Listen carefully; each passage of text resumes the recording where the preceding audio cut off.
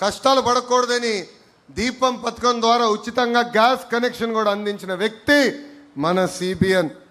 మహిళల్ని bus కండక్టర్లుగా bus డ్రైవర్లుగా కూడా నియమించిన వ్యక్తి మన సిబిఎన్. దేశంలోనే తొలి స్పీకర్గా ప్రతిమా భారతి గారిని కూడా నియమించిన గొప్ప వ్యక్తి మన సిబిఎన్. ఎవడైనా మహిళల జోలికి వస్తే తోలు తీస్తానని చెప్పిన వ్యక్తి కూడా మన సిబిఎన్. ఈ మధ్యన చూస్తున్నాం మహిళల జోలికి వెళ్తే ఏమవుతుందని.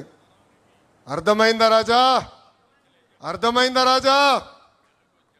తెలుగుదేశం పార్టీలో కార్యకర్తలే అధినేత. 2019 నుంచి 24 వరకు అనేక కష్టాలు మన కార్యకర్తలు ఎదుర్కొన్నారు. బయటికి రాకుండా తాళగట్టిన రోజులు, ఒక పోరాటం చేస్తే దొంగ కేసులు పెట్టిన రోజులు. ఏకంగా మీ లోకేష్ పైన 23 కేసులు పెట్టారు.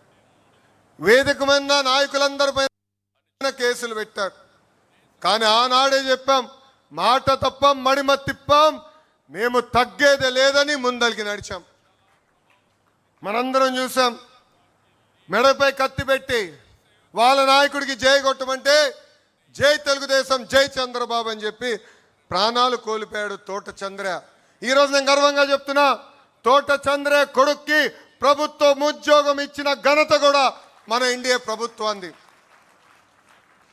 నామినేషన్ పత్రాలు లాక్కుని దాడి చేస్తే మీసాలు మిలేసి తొడగొట్టాడు మన అంజిరెడ్డి తాత.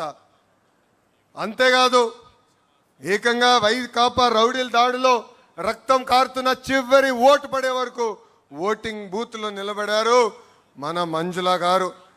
వైసీపీ గూండాలు ఏకంగా వచ్చి కంటి చూపు పోయే విధంగా పొడిచినా ఎత్తిన పసుపు జెండా దించకుండా నిలబడింది మన చెన్నుపాటి గాంధీ.